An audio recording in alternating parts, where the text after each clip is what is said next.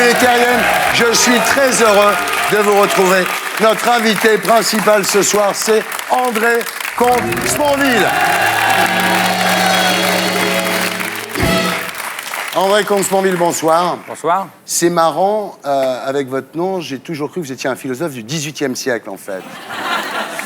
C'est drôle, les noms de famille, hein, parce qu'à part philosophe ou châtelain, vous pouvez faire quoi avec ce nom? Vous imaginez un footballeur qui s'appelle Comte-Sponville, Zidane passe à Dugarry, qui passe à Comte-Sponville, qui marche. Ça marche pas. Alors, André, en P1, nous serons tous les deux. Nous parlerons philosophie, nous essaierons de dire des trucs intelligents. C'est pas fatigant de dire tout le temps des trucs intelligents. Vous n'auriez pas envie de dire un truc con, là? Écoutez, c'est une excellente question. Je vous remercie de l'avoir posée. Voilà, c'est con. En P2, nous accueillerons deux nouveaux invités pour discuter avec nous de ceux qui ont fait l'actualité de la semaine. Ramayad, secrétaire d'État chargé des sports. Rama, qu'on n'a pas entendu faire de blagues racistes ces derniers mois. Rama, qui s'expliquera sur son manque de solidarité avec les autres membres du gouvernement.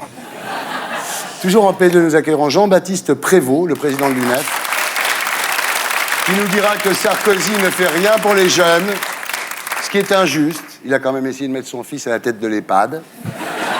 En P3, après le zapping et Guillon, nous accueillerons notre invité du samedi 20h ce soir, Sarah B, pour son livre témoignage. Et pourtant, je l'aimais, aux éditions du Rocher, consacré aux femmes battues. Nous verrons que Sarah a appris à se battre. Voilà, l'émission s'appelle Salut les Terriens et le groupe Les Gréments de Fortune.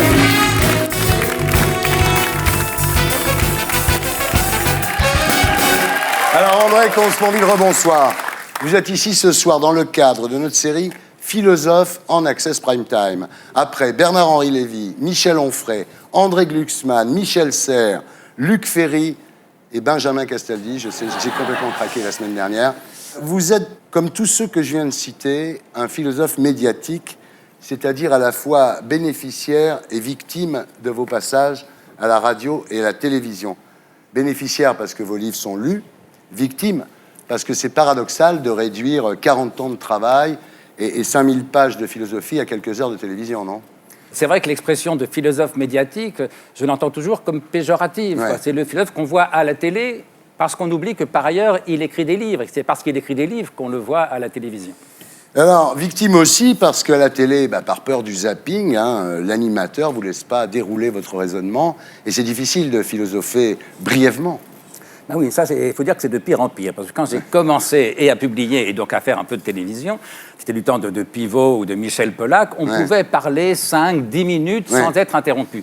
Aujourd'hui, c'est devenu pratiquement impossible. Pourtant, les gens ont besoin de philosophie pour apprendre à aimer la vie, pas aimer le bonheur, parce qu'aimer le bonheur, c'est à la portée de tout le monde, mais aimer la vie heureuse ou malheureuse. On confond trop souvent la philosophie avec le développement personnel ou cette espèce de thérapie facile qui prétend vous apporter le bonheur comme ça à portée de main. La vraie sagesse, c'est d'aimer la vie, y compris quand elle est difficile, d'aimer la vie heureuse ou malheureuse, sage ou non. Or, sage, personne ne l'est complètement, si vous voulez. Il faut donc accepter la part en soi d'angoisse, de folie, de malheur parfois, mais pour essayer en effet de vivre plus heureusement, si bien que le bonheur est le but, mais c'est la vérité qui est le chemin. Et la philosophie essaye de se rapprocher du bonheur avec un peu plus de vérité. Bravo. Alors, André, vous êtes né en 1952 à Paris, enfance pas très joyeuse auprès d'une mère snob, dépressive et suicidaire. Elle a fait plusieurs tentatives de suicide pendant votre enfance, votre maman, jusqu'à en mourir. Vous aviez 30 ans à ce moment-là. Pour elle, il faut dire aussi que c'est une femme extrêmement aimante. Oui. C'était une très bonne mère que j'ai aimée et que j'aime passionnément, mais c'est vrai qu'elle était malheureuse, qu'elle a fait en effet plusieurs tentatives de suicide et qu'elle a fini par réussir la dernière, mais là, j'étais déjà adulte. Ça a joué un rôle important dans ma vie, évidemment, mais y compris philosophiquement, parce que j'avais le sentiment que ces moments de joie étaient toujours un peu factices et qu'en revanche, elle était parfaitement vraie dans le malheur. C'est bien que j'avais fini par associer le malheur et la vérité.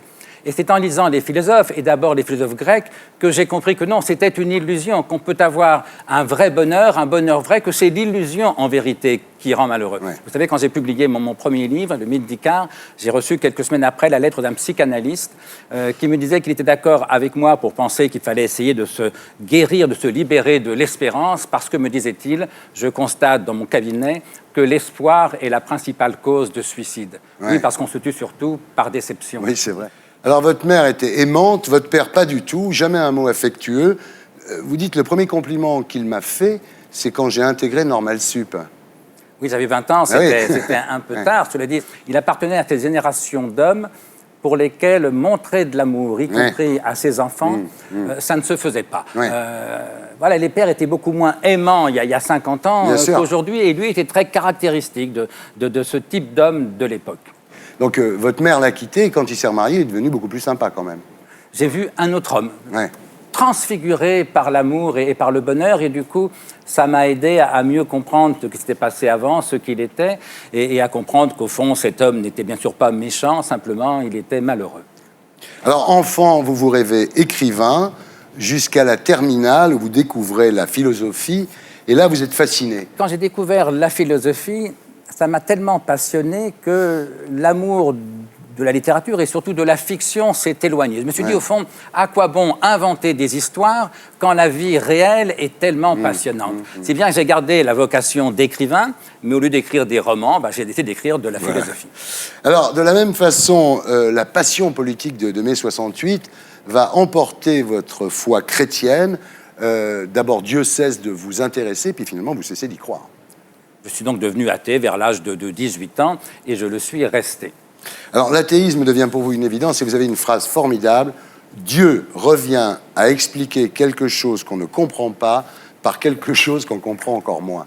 C'est pourquoi Spinoza disait que la religion est l'asile de l'ignorance, et je crois que sur ce point, il a raison.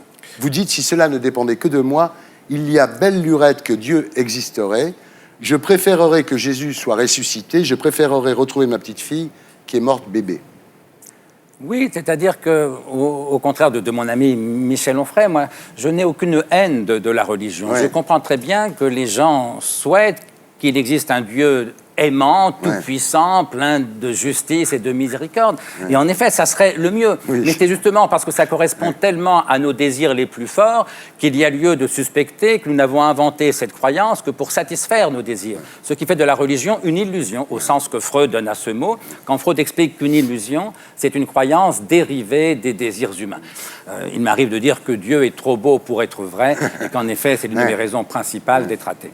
Vous êtes laïque, mais très inspiré des sagesses orientales, zazen, s'asseoir, respirer, réduire la vie à sa plus simple expression.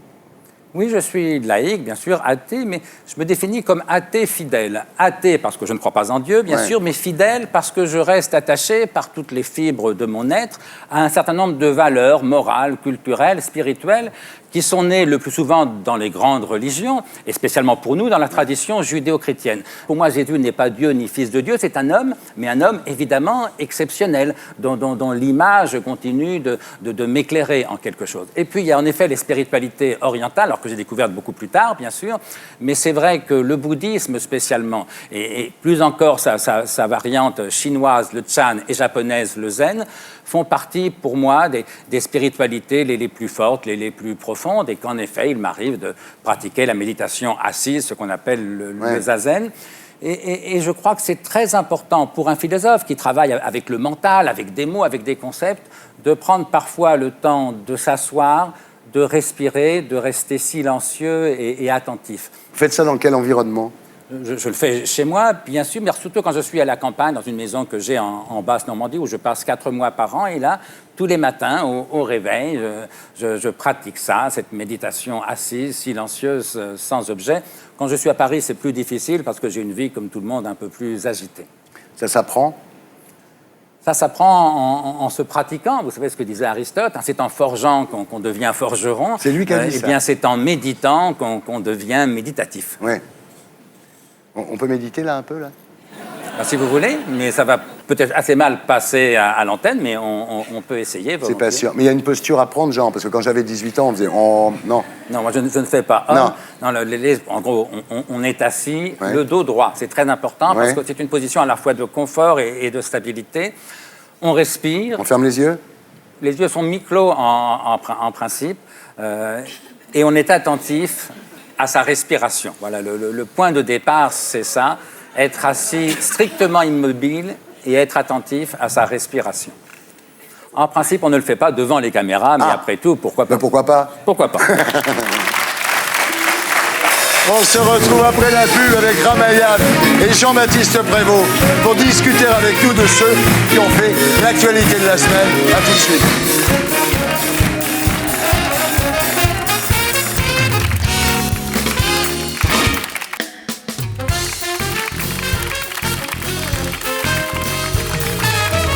Rebonsoir les terriens, rebonsoir les terriennes. Nous sommes toujours en compagnie d'André Comte-Sponville. Et nous accueillons Ramayad et Jean-Baptiste Prévost, bonsoir. Alors, Ramayad, bonsoir. J'ai lu en préparant cette émission que votre vrai nom est Mam Ramatoulaye Yad. À part Brice Hortefeux, qui vous appelle comme ça? Non, c'est mon nom entier, mais en fait, Mam, c'est pas un prénom, c'est en référence au fait que mon prénom me vient de ma grand-mère. Voilà. Ah, d'accord. Alors, vous êtes secrétaire d'État chargée des sports et conseillère municipale de Colombes. Juste une question comme ça pour savoir, c'est où Colombes? C'est dans les Hauts-de-Seine, dans le 92, dans le Nord. Vous publiez chez Grasset Lettres à la jeunesse.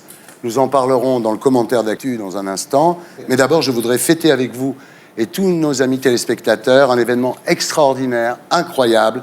Vous êtes toujours au gouvernement.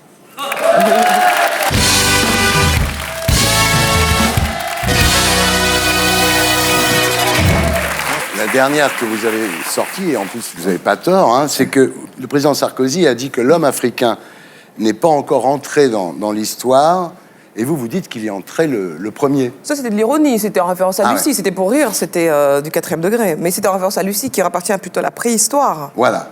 C'était plus pour joker une journaliste qui voulait absolument que j'en dise du mal, ce que je refusais. Alors, quand on vous a posé la question, vous avez dit « Je ne suis pas, en parlant de Sarkozy, son professeur.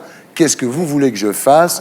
Que je saute sur la tribune et que je gifle le président de la République ?» Je reprenais la formule qu'elle employait et en lui disant « Bah non, j'ai pas l'intention de faire ça. Bon. » Et parce que voilà, il faut respecter le président de la République et le président de tous les Français et que on n'a pas à faire ça. Enfin, je veux dire... Et en fait, au fond, parce que moi, je suis née en Afrique, on s'attendrait à ce que je sois chargée d'une mission particulière. J'ai pas à faire ça. Au contraire, je trouve qu'il y a eu un malentendu, comme je l'ai dit, et que c'était c'était dur, c'était injuste, quoi. Voilà. Alors, Rama, est-ce que vous serez dans le prochain gouvernement, c'est-à-dire Fillon 2, lundi? J'en sais rien, et c'est pas ça qui m'amène. Ce qui m'amène, c'est une problématique qui est beaucoup plus grave et importante que ma personne, c'est-à-dire la question des jeunes, leur désarroi. Voilà, puis aussi mon travail en tant que ministre des Sports. Justement, ces joueurs qui veulent toucher leur prime pour la donner à des bonnes œuvres... Pourquoi pas? Simplement, l'engagement qui était pris à la base, c'était qu'il y ait un soutien au football amateur qui a subi de manière assez lourde les conséquences de la débâcle en Afrique du Sud. Maintenant, ce qui est bien, ce qui est positif, c'est que les joueurs, de toute façon, ont l'intention de reverser cette somme. Et donc, de ce fait, il n'y a pas matière à polémiquer. Ils n'ont pas l'intention de garder ces primes sponsors pour eux. Ils n'ont manifestement jamais eu cette intention-là. Donc, voilà, maintenant, ils vont rencontrer la fédération, discuter des modalités, à qui attribuer cette somme qui est quand même assez conséquente et qui permettrait d'aider des amateurs de football qui sont en très grande difficulté. Enfin, nous, on a conseillé que ce soit plutôt vers les footballeurs amateurs. Voilà. Mais après, c'est aussi leur liberté. En même temps, Ramayad, vous restez la personnalité politique préférée des Français. Sarkozy, 27%, Ramayad, 54%, le double. Il n'y a rien de comparable. Il n'y a absolument rien de comparable. Le président de la République est soumis à une charge exceptionnelle. Moi, je ne suis qu'une modeste secrétaire d'État sur des sujets qui sont beaucoup moins prenants que le président de la République. Puis vous savez, les sondages, il faut toujours les relativiser. Ça va, ça vient. Et c'est jamais stable. Je veux dire, cette semaine, c'est comme ça. La semaine prochaine, ce sera autre chose. Voilà. Donc, alors, ce qui est quand même extraordinaire, c'est que vous êtes quand même le membre du gouvernement préféré des Français. Yannick Noah est la personnalité préférée des Français. Harry Roselmack est l'animateur préféré des Français. Il n'y a que des Noirs qui ont le temps de répondre aux sondages en France ou quoi? On n'est plus en France, hein. C'était non, mais on est très heureux. Non, bah, écoutez, je ne sais pas, c'est une coïncidence sans doute. Ouais. Bien. Alors, Jean-Baptiste Prévost, rebonsoir. Donc, vous êtes président de l'Union nationale des étudiants de France, l'UNEF, et vous avez été le leader étudiant donc, des manifs contre la réforme des retraites. J'espère que vous savez que sans Nicolas Sarkozy, vous aurez beaucoup moins de succès que les filles. Sans doute. Alors racontez-nous, ça fait quoi de gueuler CRSSS pour la première fois? Oh bah, on a été un peu plus intelligent d'ailleurs qu'en 68, puisqu'on n'a pas gueulé ça. Ça fera plaisir à Comte-Sponville, qui à l'époque gueulait CRSSS. Il y a une lecture assez négative qui a été faite des jeunes dans la rue, notamment du point de vue du gouvernement, et qui a démontré qu'une partie de la société ne comprenait pas que les jeunes d'aujourd'hui, c'est pas ceux de 68, qu'il y a le chômage, qu'il y a des problèmes de logement, qu'il y a une précarité qui n'existait pas auparavant, et qu'ils ont beaucoup de raisons d'être encore dans la rue. Ouais. Alors, revenons sur 68, à cause de la pénurie d'essence, vous n'avez pas pu faire de cocktail Molotov, ça sent merdant. En tous les cas, on a vu des jeunes de 16 ans, grâce à vous, manifester pour le droit à la retraite. Ça a changé, hein. Si ça se trouve, les jeunes, ils se droguent même plus maintenant, non? Bah, j'en sais rien. Vous en savez peut-être plus que moi, mais... Sûrement. Je sais que, oui, il faut dépénaliser l'usage des drogues douces, en tout cas, ça ferait plaisir aux jeunes. Alors, le problème, c'est qu'au retour des vacances de la Toussaint, les étudiants, ils avaient complètement oublié pourquoi ils avaient manifesté, non? Bah, je crois que la volonté des jeunes, des lycéens, des étudiants, de l'UNEF, ça n'a jamais été de faire un mouvement autonome. Ça a été au contraire de se mobiliser aux côtés des salariés. Et que, effectivement, quand la mobilisation des salariés a commencé à décroître, ça a été également le cas dans les universités, dans les lycées. Mais je constate qu'il y a encore 71% des Français qui jugent cette mobilisation justifiée, qui s'opposent à cette réforme. Il y a une nouvelle date, d'ailleurs, le 23 novembre prochain, de manifestation. Donc, on n'en a pas terminé avec la contestation sociale. Alors, Jean-Baptiste, vous êtes jeune, vous êtes très brillant. Vous allez faire quoi comme métier après PS? Je crois que la politique n'est pas une fatalité. En tous les cas, vous serez peut-être président de la République, hein? Ah bon, on verra, j'en sais rien. Plus que 30 ans, c'est la dernière ligne droite, hein? Le problème, c'est que vous serez peut-être opposé à Benjamin Lancard. Ça fait flipper. Ouais. On passe maintenant à ceux qui ont fait l'actualité de la semaine avec l'édito de Blacko 1. Et c'est Éric Nolot, chroniqueur dans On n'est pas couché sur France 2 et animateur de Ça balance à Paris sur Paris Première, que nous retrouverons sur ce plateau après le Magnéto. Aujourd'hui en France, si t'as moins de 25 ans et que t'as jamais travaillé, tu ne vaux rien. Rien de rien, même pas un centime, juste zéro. Désolé les jeunes, mais c'est pas moi qui fixe les tarifs. Vérifiez le barème des minima sociaux, vous verrez. Si vous avez plus de 65 ans, l'État vous verse 708 €. C'est le minimum vieillesse. Si vous avez moins de 65 ans, c'est le RSA. D'un coup, vous perdez 40% de votre valeur. L'État ne vous verse plus que 460 €. Mais si vous avez moins de 25 ans et que vous n'avez jamais travaillé, il vous verse combien l'État ?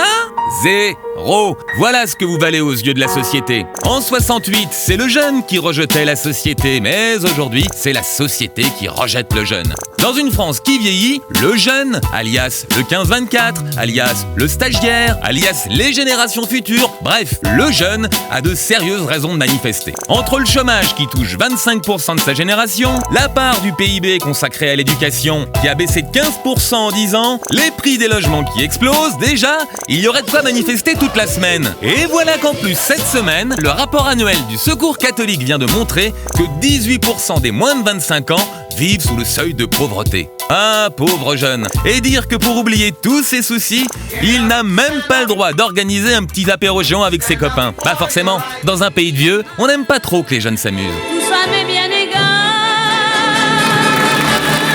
Voilà, c'était l'édito de Blacko 1, mise en image de Julien Grappe. Éric Nolot, bonsoir. Bonsoir. Alors, Éric Nolot, la dernière fois que vous étiez là, il y avait aussi Rama. Oui. Hein, c'est quand même on l'a pas fait exprès, mais c'est comme ça. Hein. Et elle vous avait dit, on vous a pas sonné, monsieur Nolot, je me souviens. C'est-à-dire que pour parler, il faut que j'attende que Ramayad me Mais sonne. tout à fait. Ce qui est Tout à bizarre, fait. parce que d'habitude, ce genre de langage, c'est plutôt pour des gens qui se croient d'une classe Ouais. supérieure ou Ouais. d'une race Mais supérieure. Rama est quand même ministre. Ah oui, c'est peut-être ça. Ah oui, Ah oui. pardon. J'ai pas le... j'ai Non, pas- c'est parce qu'il m'interrompait tout le temps. Mais tout oui, simplement. Rama. C'est oublié, c'est oublié. Vous le dites. Ramayad, vous publiez chez Grasset un livre intitulé Lettres à la jeunesse, dans lequel on apprend que 25% des 18-25 ans sont au chômage, quand la moyenne est de 9,3. 1,5 million de jeunes sont sous le seuil de pauvreté, qui est à 950 € par mois. N'est-ce pas la faute au culte du diplôme? C'est-à-dire qu'en France, un diplôme, c'est pas un outil pour trouver du boulot, mais la garantie d'un statut social, en fait, non? Oui, comme un titre de noblesse qui Ouais. vous garantit effectivement un rang dans la société. On néglige de ce fait la valeur économique du diplôme. On a ainsi poussé des générations d'enfants à obtenir le diplôme tant convoité, avec un certain succès, puisque leur insertion professionnelle est toujours beaucoup plus élevée que ceux qui n'en ont pas.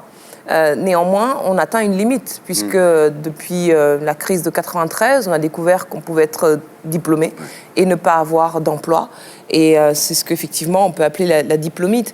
C'est pour ça, sans doute, qu'on regarde les self-made men avec beaucoup de scepticisme, parce qu'on n'est pas habitué. Le statut social est conféré par le diplôme. Je crois qu'il ne faut pas figer la société autour de la question du diplôme. Ding, ding, ding, ça veut dire que je voudrais parler. Combien de jeunes étudiants sont engagés dans des filières universitaires en sachant qu'ils n'auront pas au bout? Donc ça, pour moi, c'est effectivement un souci. Ding, ding, ding. Oui, J'ai cru en Allez-y, Nolo. C'est pas très très grave pour Ramayad que les jeunes soient dans la difficulté, puisque ce sont les vieux qui votent pour Sarkozy, Oui. en général, quand on fait des Oui. sondages. En tout cas, c'était la leçon de la dernière élection, donc c'est Ouais. pas très très grave. Nolo, on peut peut-être penser à l'intérêt général sans toujours être dans des logiques partisanes ou électoralistes. Voilà. En effet, ce serait une nouveauté. Je suis d'accord Bah, avec vous. écoutez. Bien. Alors, monsieur Prévost, que pensez-vous de la diplômie? C'est-à-dire, j'ai un diplôme, j'ai droit à un boulot. Voilà. Bah, moi, j'ai lu le bouquin de Ramayad tout à l'heure dans le métro, et j'y vois 3 avantages. Le premier, c'est que c'est court. Le deuxième, c'est que ça coûte pas cher. Et le troisième, c'est que c'est écrit assez gros. Donc ça se lit assez vite. Et quand j'ai lu Ramayad, je me suis dit que malheureusement, pour parler aux jeunes, pour répondre aux problèmes des jeunes, il ne suffisait pas d'être jeune soi-même. Et là, ce qu'on vient d'entendre est en total décalage avec les besoins. On ne souffre pas de trop d'étudiants en France. On manque de diplômés par rapport à nos voisins. Nous formons que 13 000 docteurs par an en France, 25 000 en Allemagne. On a un problème de réforme éducative. Il faut mieux lutter contre l'échec en premier cycle, mais pas décourager les étudiants de faire des études. Quand vous parlez de diplômite, vous sous-entendez finalement que pour les jeunes, avoir un diplôme ou faire des études, c'est pas ce qui compte. Vous dites même plus, dans votre bouquin, vous reprenez une analyse du MEDEF en disant le problème des jeunes et de l'emploi, c'est pas leur diplôme, c'est leur problème d'employabilité. Ils ne seraient pas aptes à trouver du boulot. Je ne prononce Mais même c'est pas ce du mot. tout cela. Si, je Non, vous, je ne je vous prononce. J'ai écrit renvoie à ce votre livre, bouquin. monsieur, donc je sais ce que j'y ai Et en dit. l'occurrence, les jeunes aujourd'hui, ils n'ont pas un problème d'aptitude, ils sont plus qualifiés, plus formés, mais il y a un problème de reconnaissance sociale, reconnaissance des efforts qu'ils fournissent, reconnaissance par les entreprises, par le salaire, par le contrat qu'ils peuvent obtenir. Donc je me dis que malheureusement, les quelques solutions avancées par Ramayad dans son bouquin nous ramènent des années en arrière et montrent que tout ce que disent les jeunes dans leur Quand mobilisation Ramayad n'a pas été dit construit. Donc, qu'il faudrait que les compris, gens soient plombiers, tapissiers, menuisiers, c'est pas idiot. Je sais pas si vous avez déjà 100% d'accord. essayé de trouver un plombier, si vous voulez, c'est impossible. par 100% exemple. d'accord. Oui. C'est pour ça qu'il faut revaloriser les filières Vous êtes d'accord avec professionnelles, rééquilibrer les filières du bac, ça, il n'y a pas de problème. Mais par exemple, Ramayad, quand elle parle de l'école, elle a une vision très passéiste des choses. Elle regrette qu'on ait retiré l'estrade de sous les pieds du professeur. Elle regrette qu'on n'apprenne plus l'imparfait du subjonctif aux jeunes. Elle regrette qu'on ne respecte plus l'autorité du maître. Elle a raison. Quand j'entends ça, j'ai vraiment l'impression qu'on est revenu, même pas avant 68, mais dans les années 50. Le principe d'autorité, en quoi ça devrait être quelque chose de ringard? Ça, je comprends pas. Ça, c'est un faux discours gauchiste Oui, qui est vraiment Non, mais affreux. Non, pas mais du vraiment, tout. Mais si on c'est voulait du parler faux d'autorité, gauchisme. non pas du tout. Si on voulait vraiment parler sérieusement d'autorité, Ouais. pourquoi est-ce qu'on a supprimé 100 000 adultes dans les établissements scolaires depuis 2007? C'est un autre problème. Bah non, mais moi je veux Gardons bien les qu'on en estrades parle et bien. les adultes, mais je mais crois c'est pas pas que le en- problème de l'éducation, c'est qu'on ait dévalorisé les disciplines et les maîtres. André, Bah, je Et- pense- on a un philosophe sur ce plateau. Je peux pas répondre? Ah ben vous répondez mais bien, j'ai laissé Rama. monsieur Comte-Sponville. Non, Je vous en Je prie. pense qu'il n'y a pas d'école sans autorité. Je Oui. pense que le manque d'autorité fait partie des problèmes de l'école. avec des problèmes de moyens qui existent aussi, mais que Des problèmes pédagogiques aussi. mettre une estrade, ça ne va pas changer l'essentiel, mais rétablir le respect de l'enseignant, rétablir le respect de l'adulte, rétablir la discipline dans les écoles, c'est une question qui est devenue aujourd'hui prioritaire et que la gauche et les syndicats étudiants auraient tort de sous-estimer. Non, mais c'est vous qui êtes ringard parce que vous êtes dans un gauchisme très rétrograde. C'est des combats d'arrière-garde gauchistes. Savoir, ça. monsieur n'est pas juste un représentant étudiant lambda. Il parle d'ailleurs comme un porte-parole du Parti socialiste. C'est un ancien des mouvements des jeunes socialistes. Donc c'est un homme politique. Cherger, c'est ça? Non, pas du Je tout. suis sur écoute aussi, C'est non? vous-même, Ah bon. vous en avez fait état. C'est un fait connu sur la place publique dont vous avez fait part à tout le monde. On est d'accord sur le diagnostic, monsieur. Il n'y a absolument aucun problème. Mon livre ne se réduit pas à une histoire d'estrade. Mon livre est une manière de tirer la sonnette d'alarme sur la réalité de la jeunesse de France, comme monsieur Ardisson vient d'en rappeler les chiffres les plus élémentaires. Et deuxièmement, de demander aussi aux élites dirigeantes, qu'elles soient politiques, syndicales, économiques, qu'elles se mobilisent pour donner à la jeunesse la place qu'elle mérite. Excusez-moi, mais enfin, si c'est le grand problème de la France, on ne comprend pas pourquoi on a passé l'été avec les Roms, par exemple. Ce n'est pas parce qu'on s'occupe des jeunes ou d'autres choses qu'il ne faut pas s'occuper Oui, des mais jeunes enfin bon, ou des seniors. on n'a pas l'impression que Sarkozy, ça soit son intérêt numéro un. Il y a à peine un an, un fonds d'1,5 milliard avait été créé pour l'emploi des jeunes. Ouais. L'année dernière a été votée la loi sur l'autonomie des universités. Par ailleurs, la réforme des lycées permet justement de prendre en compte l'orientation. Tout ça, c'est très bien, mais ce gouvernement a hérité de 30 ans de sous-considération de la question de la jeunesse. Permettez-moi quand même de vous rappeler que vous êtes ministre. Vous êtes au gouvernement, vous avez la responsabilité d'agir. C'est bien beau de parler des jeunes et de leurs problèmes, sans doute aussi parce qu'ils se mobilisent en venant les voir avec des beaux discours, avec des fausses compassions également. Moi, ce que je veux vous dire, Madame la ministre, laissez-moi terminer, laissez-moi juste terminer. Avant même qu'on en parle. Oui, peut-être d'ailleurs que ça a un peu contrarié votre plan média parce que vous avez commencé à vendre votre bouquin au moment où vous étiez dans la rue et vous êtes trouvé à dire sur les plateaux télé que les jeunes, leur place n'était pas dans la rue. Soyez honnête. Mais quand je vois deux jeunes dirigeants politiques s'engueuler comme des vieux routiers, c'est désespérant. On dirait deux vieux caïmans. Non, alors que non, mais c'est vrai. Je vous ai rappelé que c'est un homme politique. Dites ce que vous avez à dire. C'est un responsable du Parti socialiste qu'on a en face. Non, on va avancer. Jean-Baptiste, dites ce que vous avez à dire. Ce que je veux juste dire à Ramayad, c'est qu'elle est ministre et qu'on attend aujourd'hui plus qu'un bouquin, on attend des réponses politiques. Voilà. Je suis secrétaire d'État chargé des sports. Rien, mais alors rien, ne m'obligeait à écrire un livre ou à parler des jeunes. J'ai voulu le faire parce que je trouvais que la situation était grave. Et ce, bien avant que les jeunes soient dans la rue. C'est pour vous dire à quel point j'étais en phase avec ce qui se passait. Bien. André, un mot. La sagesse. Au-delà du débat droite-gauche, qui est bien sûr légitime et nécessaire, mais un peu répétitif, on vient de le constater à nouveau, je crois qu'on pourrait se mettre d'accord sur un fait nouveau, c'est que c'est la première fois depuis très longtemps que la jeunesse est la partie de la population la plus fragile, la plus pauvre, souvent la plus faible. Moi, quand j'étais jeune, dans les années 60-70, c'est les vieux qui souffraient, qui étaient pauvres, qui étaient misérables. Aujourd'hui, les vieux vivent beaucoup mieux qu'ils ne vivaient il y a 30 ou 40 ans et les jeunes, sensiblement plus mal qu'ils ne vivaient à l'époque. Et je crois que comprendre que la question de la jeunesse est devenue une question prioritaire, ça, c'est un constat sur lequel tout le monde peut se mettre d'accord. Les jeunes en France sont malheureux, ce sont les jeunes les plus pessimistes du monde entier et donc il y a urgence à agir. Vous me faites mon enchaînement. La jeunesse française, je l'ai trouvé dans le livre de Ramayad, est la plus pessimiste d'Europe. 26% croient en l'avenir, contre 54% aux USA, où il y a quand même moins d'aides qu'en France. Et la jeunesse française est fataliste. 39% seulement se disent capables de changer la société. Ils sont 63% aux États-Unis. Donc cette jeunesse, elle n'a pas le moral, hein. Peut-être aussi parce qu'on a développé en France une espèce de discours catastrophiste, et là, la gauche, qui est ma famille, a sa part de responsabilité, qui voudrait faire croire qu'au fond, on est au fond du trou, qu'on vit plus mal aujourd'hui qu'à toute autre époque du passé. Or, nous savons bien, vous comme moi, que c'est faux. C'est en France qu'on est le plus pessimiste, alors que ça n'est pas en France qu'on vit le plus mal. Et donc, il y a une espèce de... Mais c'est dû à quoi? Attendez. C'est dû à quoi, ce pessimisme français qui ne touche pas que la jeunesse, malheureusement? C'est dû en partie donc, au discours catastrophiste que j'évoquais, sans doute en partie aussi au fait que le modèle social français, dont chacun sait que c'est l'un des meilleurs du monde, est fragilisé par la mondialisation. Ouais. Et que ni la gauche ni la droite, peut-être, n'ont fait encore le travail de réflexion et d'adaptation nécessaire pour affronter ce défi. Quelque chose qui s'est cassé en France, on apprenait qu'on allait vivre mieux que nos parents. Il y a un truc qui s'est cassé, je ne sais pas quelle génération, maintenant, on se dit si on vit aussi bien, c'est pas mal, mais ça va plutôt être plus mal, voire catastrophique. Et ça, psychologiquement, c'est très déstabilisant pour des jeunes qui se disent à quoi je suis condamné, à 20 ans de débrouille, à 50 ans, de toute façon, on va me mettre à la porte parce que je serai trop vieux. Je pense que la jeunesse a besoin d'espérance, en fait.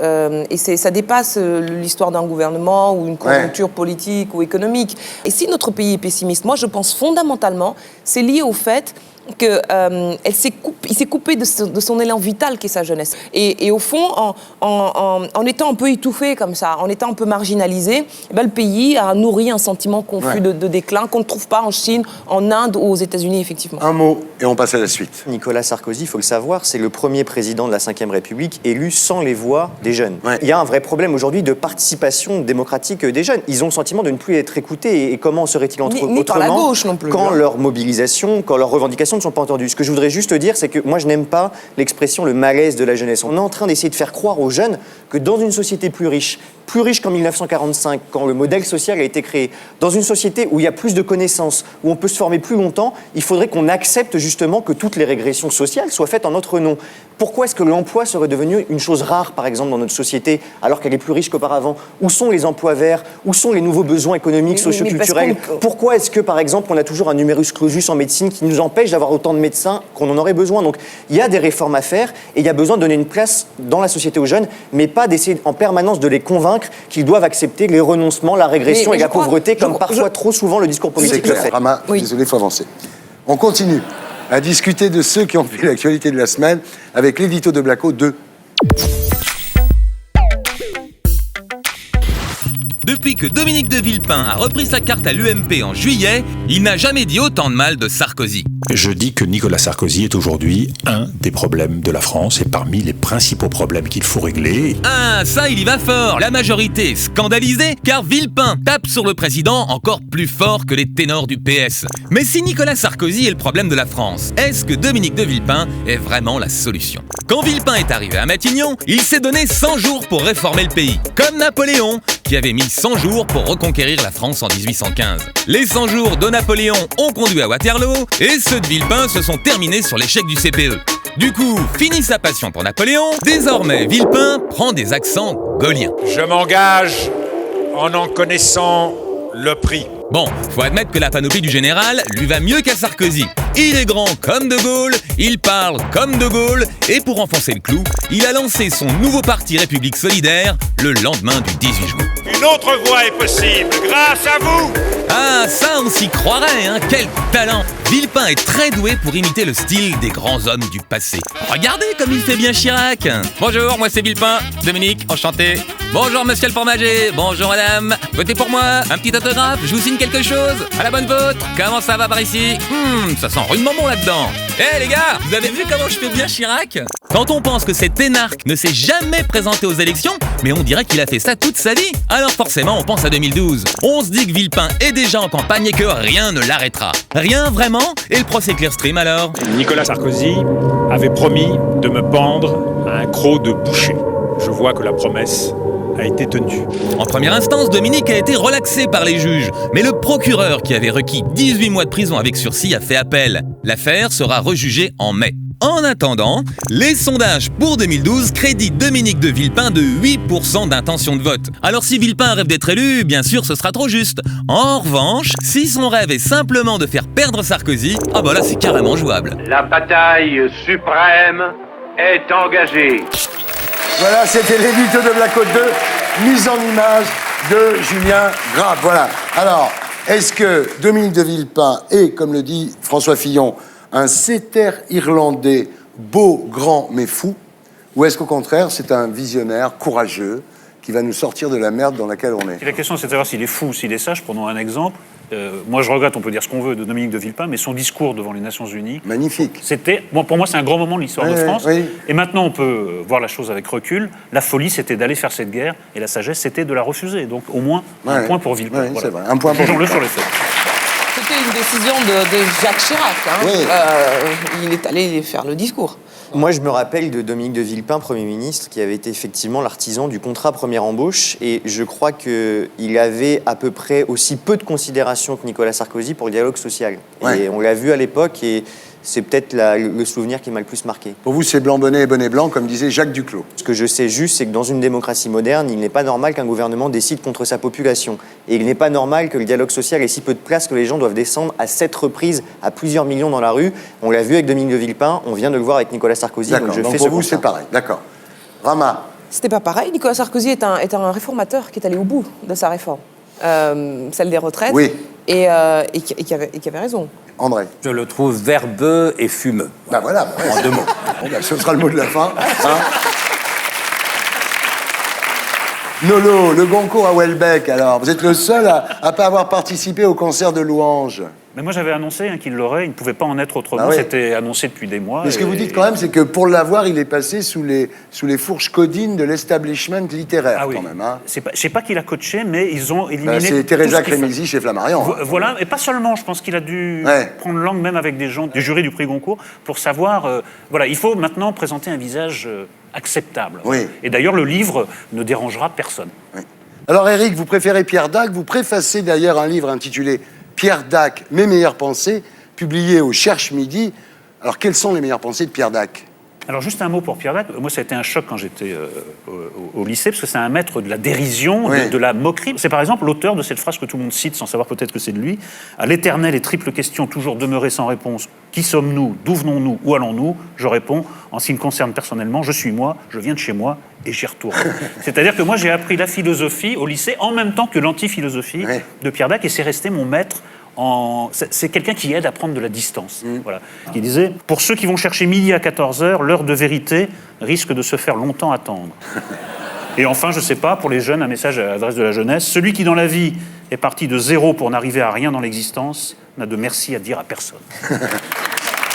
Formidable. Message pour la jeunesse. Merci d'avoir été avec nous, Eric.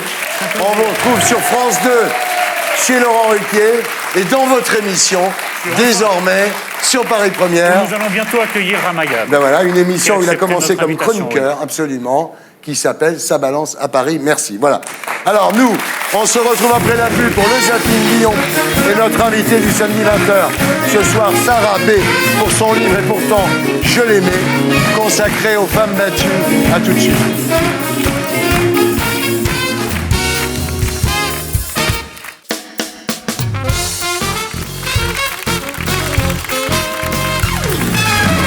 Rebonsoir les terriens, rebonsoir les terriennes.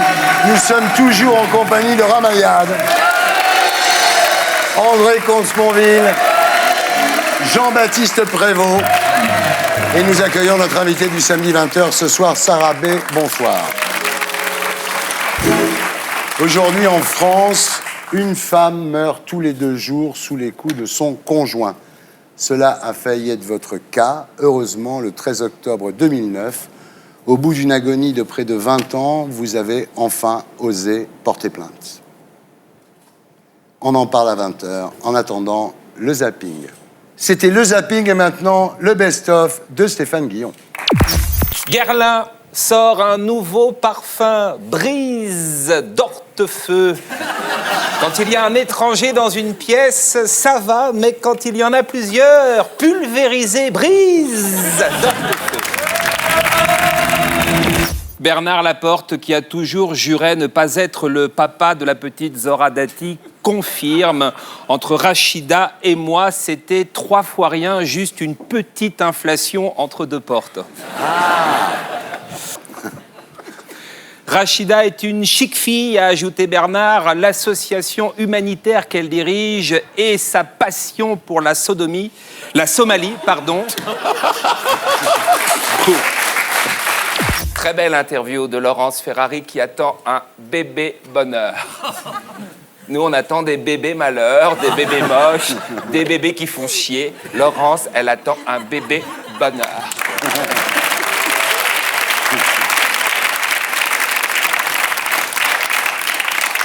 Une technique révolutionnaire d'ablation du rein par le vagin. La patiente a le sentiment d'accoucher d'un rein bonheur. On sait aujourd'hui pourquoi Frédéric Mitterrand a pris la défense de Jean-Luc Delarue. Visiblement, ils auraient le même fournisseur. Jean-Louis Borloo a proposé à Nicolas Hulot de devenir ministre de l'écologie. S'il était nommé à Matignon, celui-ci a refusé. C'est normal, hein. Borloo, passé 1h du matin, il propose des ministères à tout le monde. Nicolas Ushuaïa, tu veux être mon ministre de l'écologie? Non, non, merci, Jean-Louis. Tapi Nana, tu veux être mon finance pour magouiller tranquille? Ah, merci, ma couille, merci. De toute façon, ça sert à rien d'accepter. Le lendemain, Borloo se souvient plus des ministères qu'il a donnés. Raymond Domenech cherche du travail. Il s'est présenté à Pôle emploi dans le 15e. C'est vrai. C'est un profil très difficile à caser. Il faudrait trouver un PDG possédant une société florissante et qui accepte d'engager quelqu'un qui va à la fois couler la boîte, diviser les gens et foutre une ambiance de merde. Un juge déclare illégal le placement d'un bébé de 7 mois dans un centre de rétention. Ah non, non, non. On va pas commencer à s'apitoyer. Bon, là, c'est une petite albanaise adorable et toute mimue. Mais attention, ça grandit, ça grandit. Dans une dizaine d'années, on va la retrouver édentée, enceinte, sur le trottoir, en train de piquer des portefeuilles à Châtelet-Léal. Faut la maîtriser dès maintenant, la petite pute. À cet âge-là, les billets d'avion sont gratuits, on en profite, on s'en débarrasse. Flore Manodou va avoir une poupée Barbie à son effigie. Une Barbie Manodou pour occuper les petites filles, c'est le rêve. Barbie Manodou veut nager, Barbie Manodou ne veut plus nager, Barbie Manodou veut changer d'entraîneur, tomber enceinte, faire de la télé, du cinéma. La Barbie casse-couille, c'est le jouet pour occuper vos enfants. En France, naissance des premiers bébés issus d'un ovule congelé. Cette technique n'existait pas à l'époque de Véronique Courgeot. C'est dommage. Sinon, congeler un bébé issu d'un ovule congelé, tu respectes la chaîne du froid, t'es acquitté.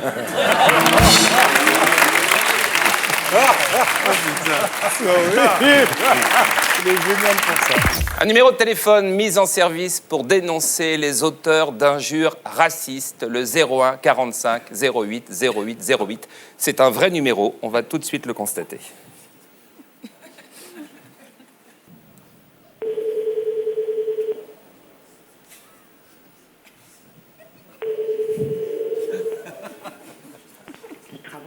Oui, bonjour, c'est pour dénoncer un acte raciste.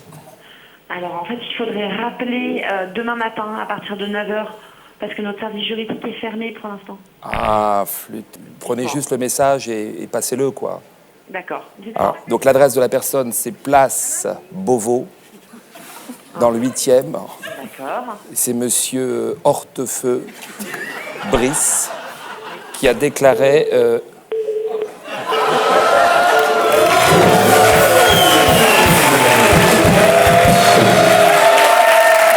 C'est pas bien. C'est pas bien. C'était... Donc, ce qu'il faut préciser, c'est que c'est le vrai numéro, évidemment. Et c'était pour dire quoi? C'était pour dire cette phrase, quand il y a un arabe, ça va, c'est quand il y en a plusieurs que ça pose problème. C'est le vrai numéro de la LICRA qui m'a raccroché au nez. Voilà. Parce que je voulais aussi dénoncer monsieur Besson-Éric. Et à la semaine prochaine. Salut. C'était le best-of de Stéphane Guillon, que vous retrouverez ici la semaine prochaine. Et d'ici là, sur canalplus.fr. On passe maintenant à notre invité du samedi 20h.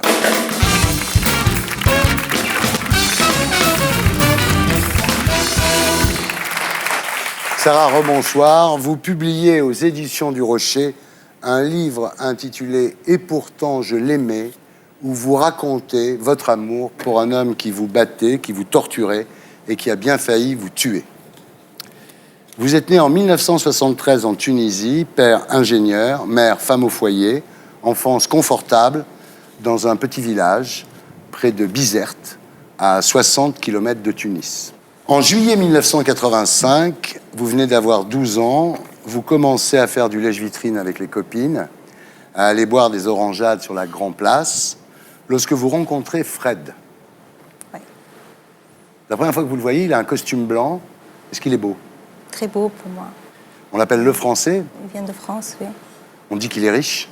Il était beau, l'allure d'un prince charmant pour moi. Ouais. Et là, vous dites à votre sœur, je suis amoureuse de lui, c'est avec lui que je veux me marier. Comme ça, oui. Pour moi, c'était ça. Ouais. L'homme Ouais. de ma vie.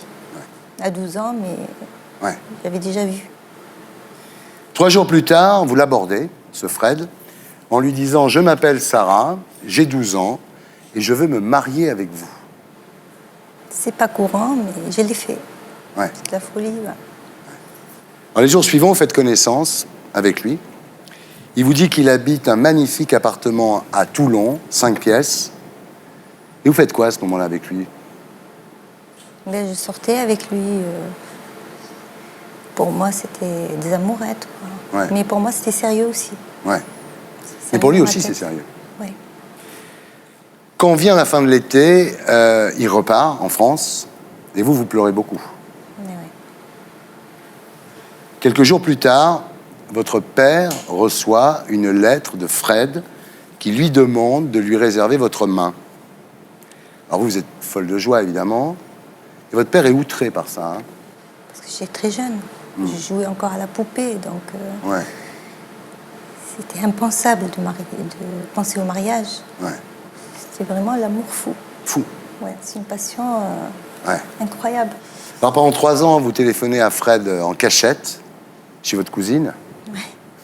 En 1988, ce Fred revient à Bizerte, là vous avez 15 ans évidemment, il vous regarde, il vous dit, mais t'es presque une femme maintenant, là. Hein? Ouais, 15 ans. Alors là, vous êtes amoureuse, là, vous commencez à vous balader avec lui, la main dans la main et tout ça, non? Oui. Le seul problème, c'est qu'il est jaloux comme un tigre.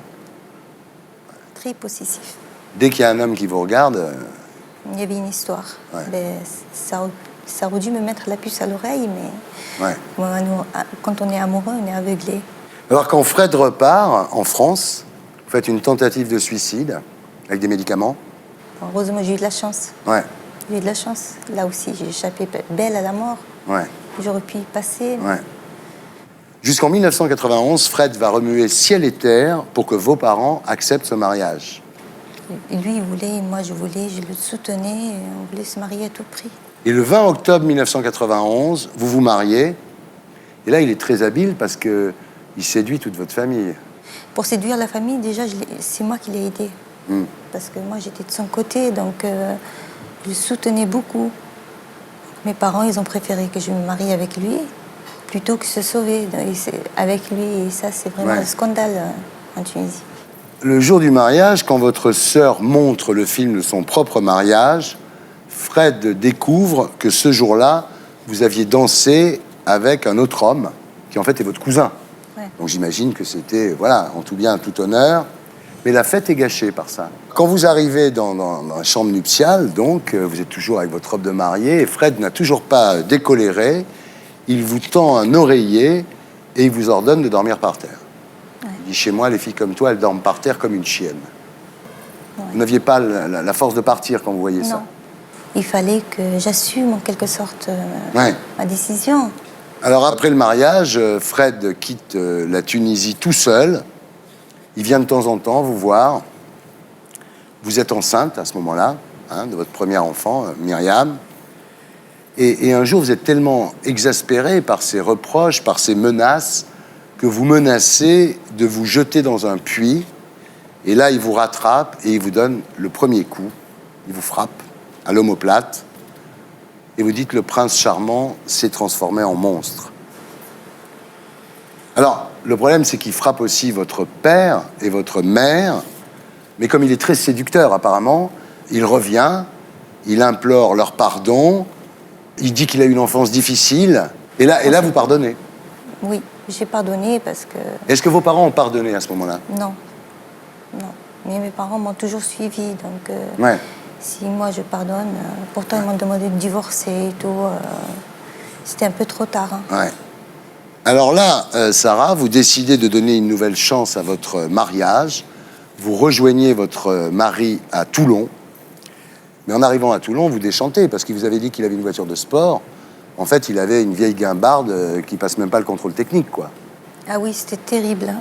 J'étais dégoûtée, quoi. Ouais. Mais j'étais dégoûtée par le mensonge, c'est tout. Pas plus loin que ça. Il aurait pu me dire la vérité et ça aurait rien changé, au contraire. Ouais. Et puis aussi sur le fameux 5 pièces. Parce qu'en fait, il habite dans un taudis avec sa mère, sa sœur, ses frères, enfin toute la famille, quoi. Votre fille naît, Myriam. Quand votre fille pleure, ce qui est normal, il vous reproche le fait que ça dérange sa famille. Et là, il vous gifle. Eh oui. Donc, pire que ça. Même parfois en dormant, alors.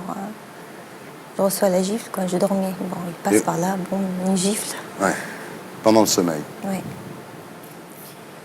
Alors, à un moment, sa famille, ses frères, sa sœur en ont marre des punitions qu'il vous inflige tous les jours. Et il dit, c'est pas grave, on va vider la chambre verte et on va installer Sarah dans la chambre verte. Pour pouvoir que je puisse me mettre au milieu et recevoir mes punitions, quoi. Ouais. Alors, désormais, il utilise un bâton d'arts martiaux et il vous demande de garder les yeux ouverts quand il vous bat. Oui. Il fallait pas aussi que je mette mes bras comme ça, de toute façon, quoi. Alors, la belle famille, ils s'en foutent complètement. C'est-à-dire que quand ils vous battent, eux, ils montent le son de la télé pour pas entendre. Quand quelqu'un en fait le reproche, si par exemple son frère ou sa sœur lui disent « mais arrête de la taper tout le temps », il dit « ah bon, tu m'as dit ça ?» Elle aura double de coups. Oui, c'est moi qui, de toute façon, payais pour tout le monde. Ouais. Et voilà, et un jour, toujours dans son idée de faire de vous une femme parfaite, il vous casse un bras et le poignet. Et ce qui est extraordinaire dans votre bouquin, c'est que ce jour-là, vous êtes obligé de langer votre enfant en vous servant de vos dents.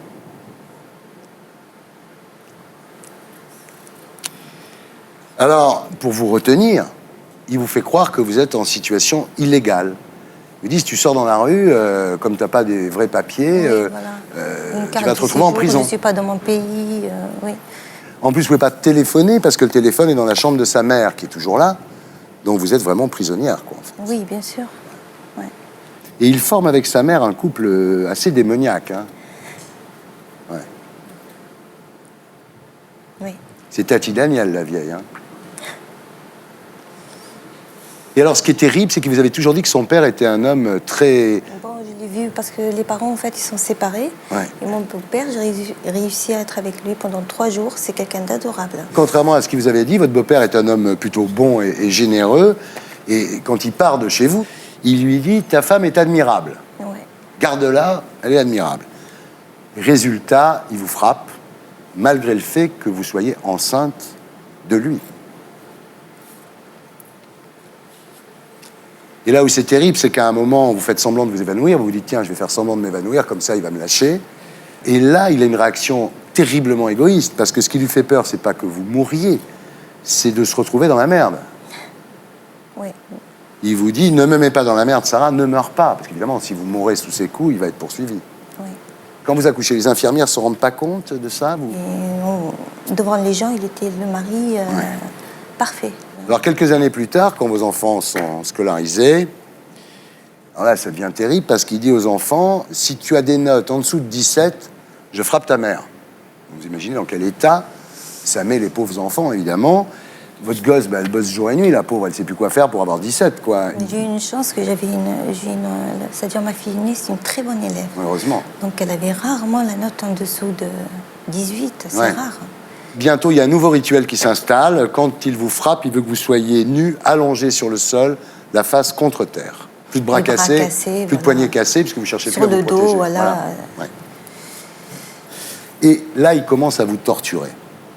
Il vous brûle avec un briquet et avec un journal enflammé. Bon, de toute façon, je préférais les brûlures, moi, que beaucoup de bâtons d'arts martiaux. Ouais. Parce que le bâton... Moi, je suis contente, en fait, pour les brûlures. Parce que les brûlures, ça passait vite fait. Ouais. C'était rapide. Ouais. Mais les bâtons d'arts martiaux, c'est l'enfer pour moi. C'est terrible, c'est douloureux. Jusqu'au jour où votre fille, Myriam, vous traîne chez un toubib. Et là, il est arrêté. 3 ans ferme.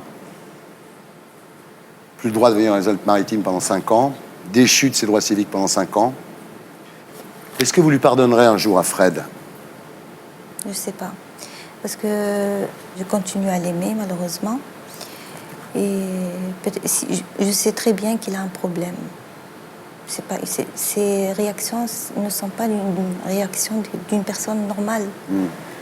Donc peut-être un jour, si je suis certaine qu'il est guéri, qu'il est suivi, je dirais pourquoi pas. Il y a 2 questions qui se posent. La première, c'est si vous ne l'avez pas dénoncé plus tôt, c'est par peur du qu'en dira-t-on, c'est ça? Oui, déjà.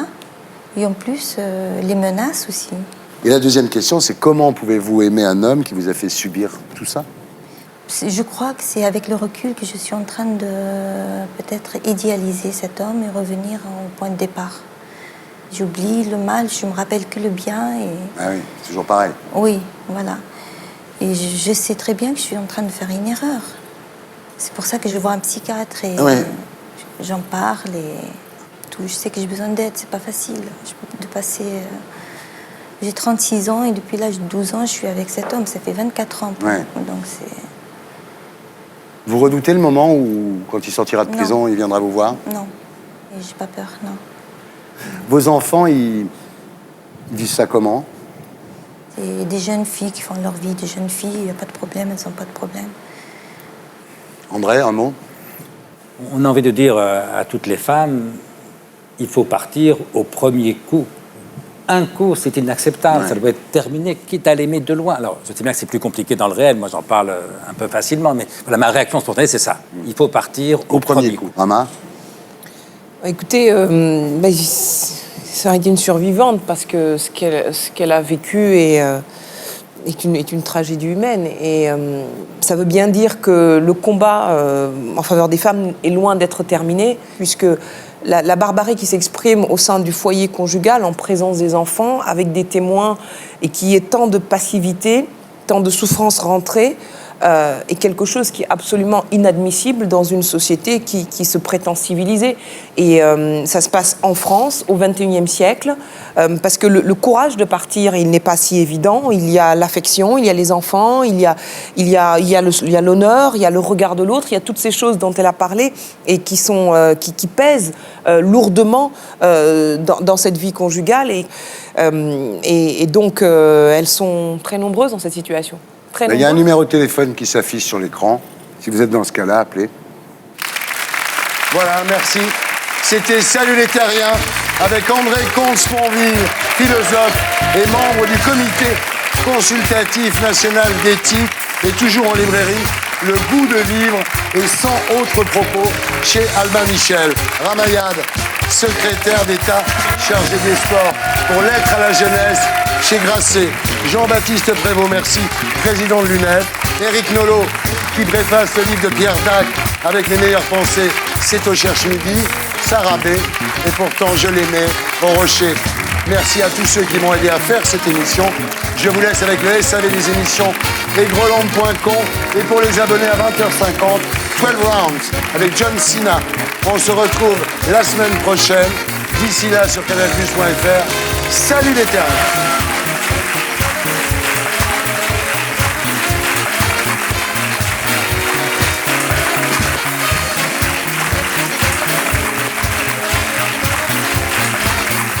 Et pour être sûr de ne rien rater de Inarditube, abonnez-vous et mettez un pouce bleu.